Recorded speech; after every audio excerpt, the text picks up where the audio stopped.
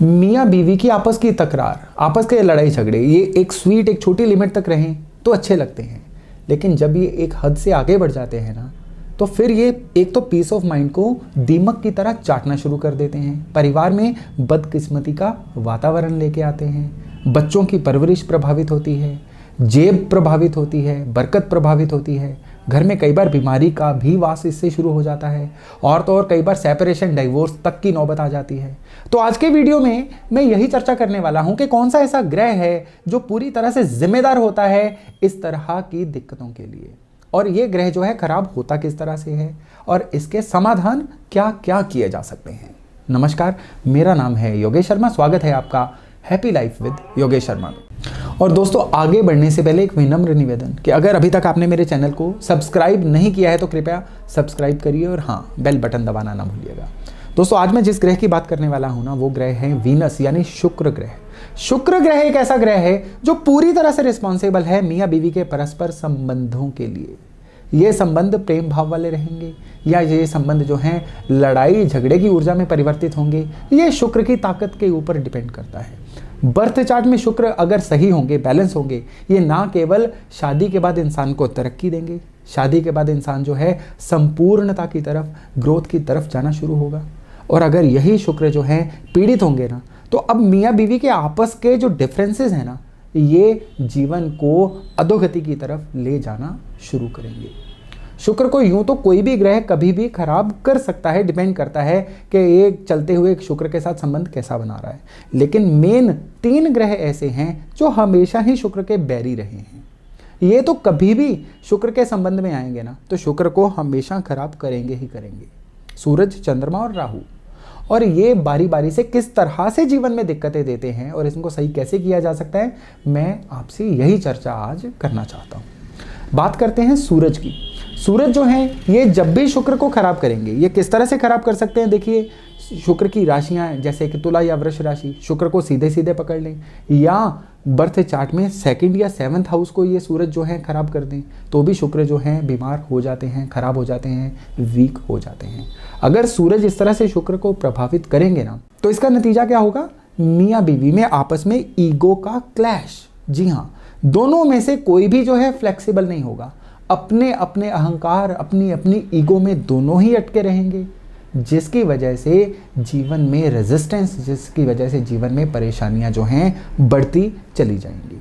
और सूरज जो है ना, सूरज अदरवाइज तो जीवन में रोशनी देने वाले ग्रह हैं, लेकिन जब ये सूरज शुक्र को खराब करते हैं ना, तो सबसे ज्यादा प्रभावित किस चीज को करते हैं, फ्लेक्सिबल नहीं होने देते, किसी इंसान को एडजस्ट नहीं करने देते। अब अगर इस तरह का कोई कॉम्बिनेशन बन रहा हो ना, तो सूरज की चीजों को दान करना चाहिए। सूरज की जो चीजें हैं ना, जैसे कि तांबा या गुड़ या गेहूं, आटा नहीं गेहूं ओनली, ये चीजें जो हैं रेगुलरली मंदिर में, धर्म स्थान में डोनेट करना, ये सूरज को कंट्रोल करने में बहुत हद तक मदद करता है। अगर ऐसा किया जाए तो ये जो सूरज है ना, शुक्र को परेशान करना बहुत हद तक कम कर देते हैं।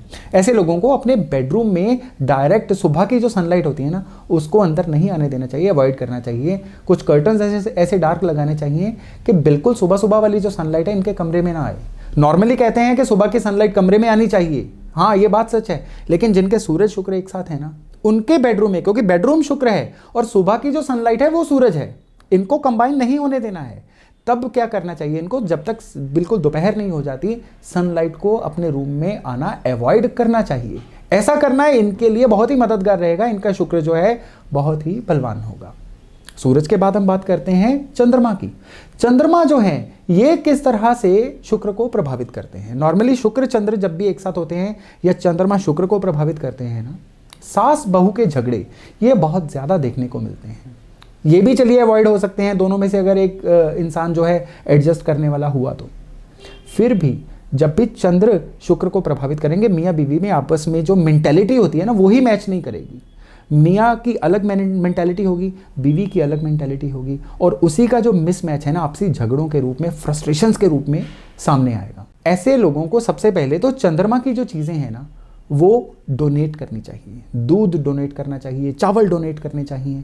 उससे जो चंद्रमा है शुक्र को प्रभावित करना बहुत हद तक कम कर देते हैं। और इसके अलावा बेडरूम में चांदी की चीजें कम से कम रखें, क्योंकि चांदी जो है चंद्रमा होती है।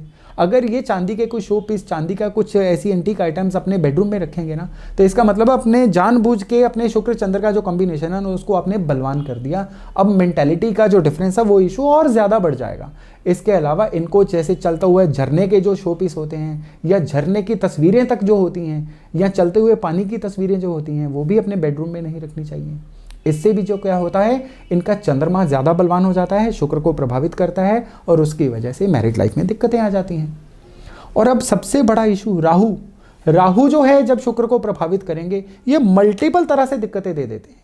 एक तरफ से ससुराल वालों की इंटरफेरेंस की वजह से शादी खराब होती है, चाहे लड़की अपने मायके वालों की तरफ से कुछ इस तरह से इन्फ्लुएंस हो जाए कि शादी खराब कर ले, या लड़के के जो घर वाले हैं वो लड़की को तंग करना शुरू कर दें जिससे शादी खराब हो जाए। यानी जब राहु शुक्र को खराब करेंगे ना, तो इस तरह की दिक्कतें बहुत आएंगी।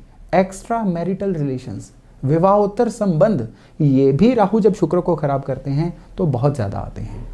इसके अलावा जब राहु शुक्र को खराब करते हैं ना, तो मियाँ बीवी दोनों इतने अड़ियल माइंडसेट के मालिक बन जाते हैं कि ये शादीशुदा जिंदगी में दिक्कतों को सॉर्ट करना भी नहीं चाहते।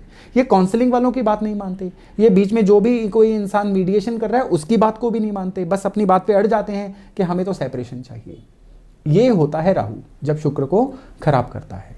कच्चा कोयला राहु है, लेड धातु राहु है, जौ, ये राहु होते हैं। कई चीज़ें हैं राहु की, जो बर्थ चार्ट में राहु कहाँ बैठा है उसके अकॉर्डिंगली हम डोनेट करवाते हैं, जल प्रवाह करवाते हैं, ताकि राहु जो है शांत बने रहें, शुक्र को खराब ना करें। ये तो खैर बर्थ चार्ट के ऊपर डिपेंड करेगा।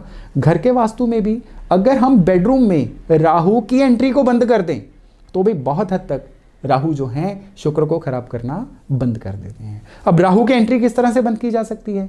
अब दीवारों की सीलन, ये राहु है, इसको सही करवाइए। आसपास की जो गंदगी का वातावरण है, ये राहु है, बेडरूम को बहुत हद तक साफ सुथरा रखिए। अब मैं बहुत बार ये चीज़ अपने पिछले वीडियोस में भी कह चुका हूँ कि राहु का जो रंग है, नीला रंग, जिनके शुक्र राहु एक साथ हैं या राहु शुक्र को खराब कर रहे हैं, उनको बेडरूम में नीले पर्दे, नीली दीवारें कभी भी नहीं रखनी चाहिए। और इन सबसे ज़्यादा खास बात, बेड पे बैठ के खाना खाना, ये राहु को खराब बरबस करना है, तो इसलिए बेड पे बैठ के खाना ना खाएं। इस तरह से हम बहुत इजीली राहु को शुक्र को प्रभावित करने से रोक सकते हैं। तो दोस्तों, इस तरह से हम देख रहे हैं कि सूरज, चंद्रमा, राहु, ये किस किस तरह से शादीशुदा जिंदगी को खराब कर सकते हैं, और हम बहुत ही सरल तरीके से किस तरह से इन एनर्जीज को आपस में उलझने से रोक सकते हैं, जिसका रिजल्ट क्या होगा, शादीशुदा जिंदगी सही बनेगी। और जब शादीशुदा जिंदगी सही बनेगी ना, बच्चों का भविष्य भी उज्जवल होगा, आपकी कमाई के साधन नहीं बनेंगे, घर में बरकत आएगी, खुशियां आएंगी। यानी एक ही चीज़ से आपको बहुत सारे फायदे हो सकते हैं। तो ये जानकारी यहीं तक थी। बहुत जल्द मिलते हैं एक नई जानकारी, एक नए विषय के साथ। तब तक अपना खूब ध्यान रखिएगा। नमस्ते।